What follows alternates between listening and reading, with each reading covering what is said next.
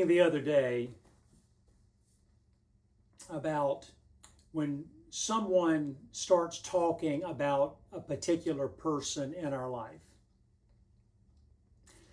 And I realize that when that happens with me, a memory of that person comes up. It could be a person that's still alive or a person that's already gone. But when that person's name is called, generally a specific memory will come to my mind, and sometimes it'll make me smile. A couple of examples. This was a gentleman when I was in Rock Hill, and he passed many years ago, but he only had one leg, and his wife wanted me to drive him from Rock Hill to Charlotte to have some teeth extracted.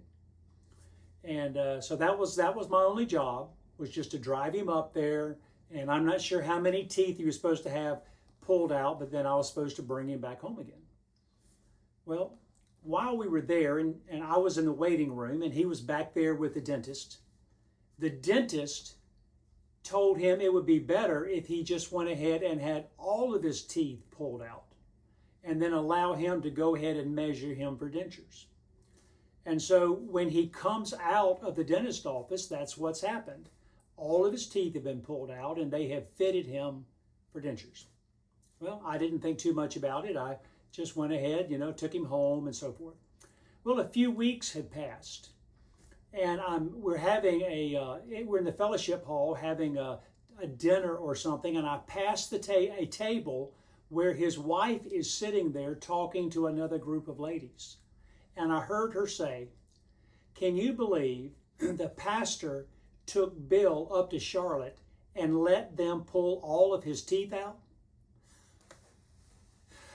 It's all a matter of perspective, but every time that anybody would call Bill's name, that's what I'm thinking of, is the pastor, me, let them pull all his teeth out.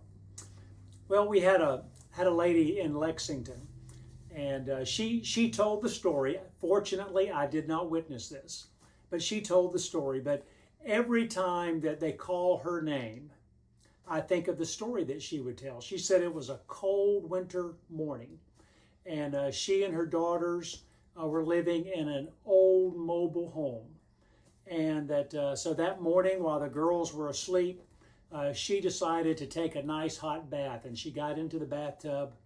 And while she was taking a bath, the floor gave way, and the bathtub fell through the floor onto the ground. And she had a little weight to her, and so she wasn't able to pull herself back up into the bathroom. And so she told us that she had to crawl out of the bathtub to the outside of the mobile home, run around the mobile home naked, and bang on the front door until she could finally wake her little girls up. Every time anybody calls her name, that's what I think about. So it's interesting that everybody that we know, when we hear their name, there's probably some story that comes to mind, some memory about them. Well, my name is Richard Coleman, and I'm the pastor at Shepherd Church of the Nazarene in Lexington, South Carolina, and it's great to spend just a few moments with you today.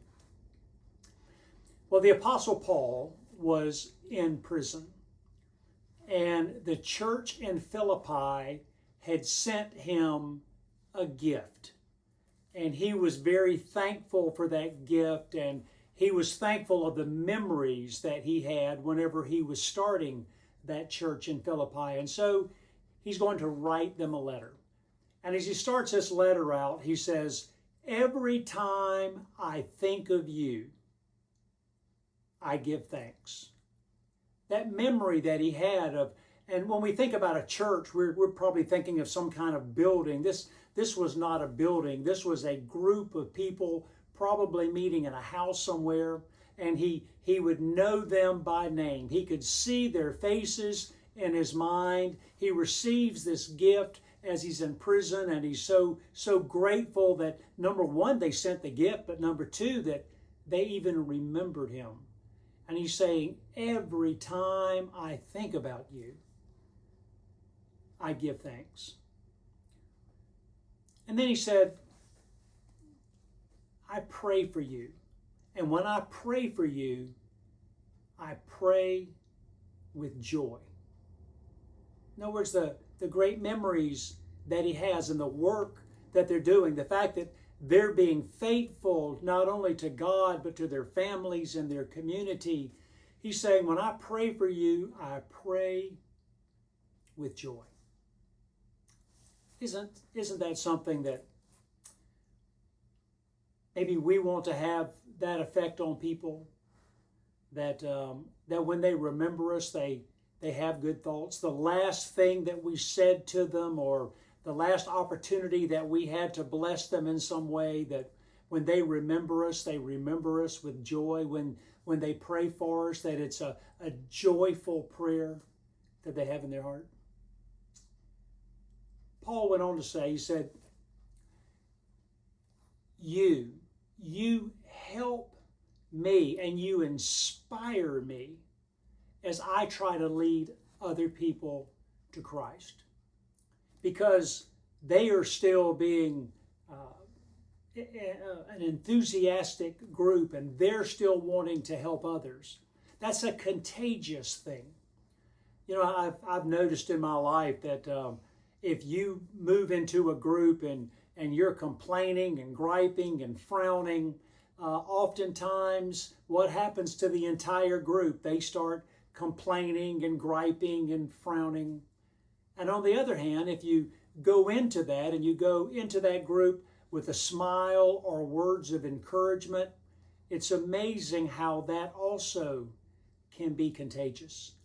This church was contagious for Paul, and he was saying, thank you for that. You inspire me to be able to encourage others to live for Christ because of your attitude.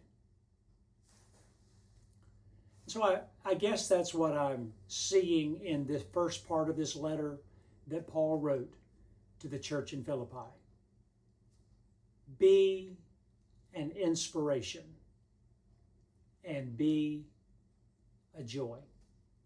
May have to work at that some days, but I believe if we set our mind to it, that we can do that.